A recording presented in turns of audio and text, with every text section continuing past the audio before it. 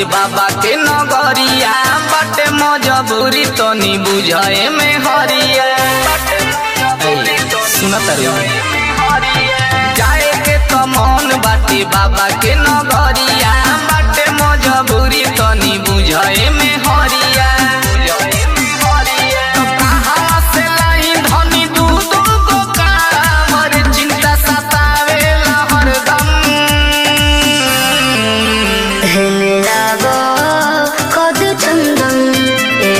चलो ना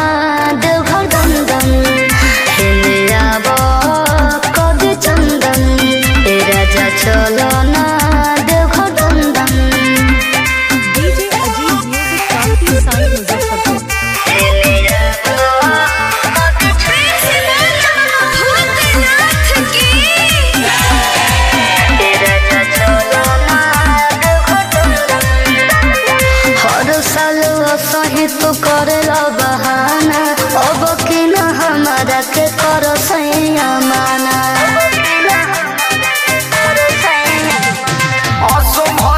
हो धनी मन के मना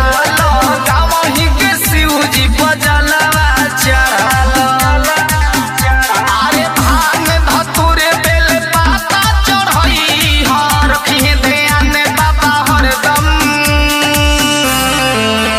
हेले आबो कभी चंदन ए राजा चलो ना देवघर दंदन हेले आबो कभी चंदन ए राजा चलो ना देवघर दंदन डीजे अजीत म्यूजिक काफी साल मुजफ्फरपुर हेले आबो कभी चंदन म्यूजिक बाय जयदीप माही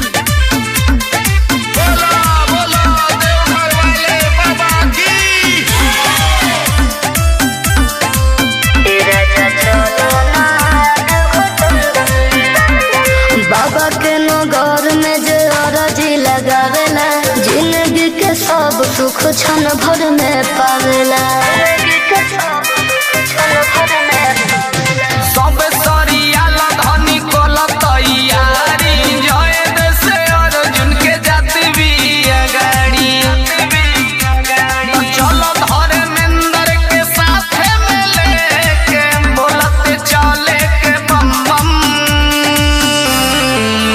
हेले आबो कभी चंदन ए राजा चलो ना देवघर दंदन हेले आबो कभी चंदन ए राजा चलो ना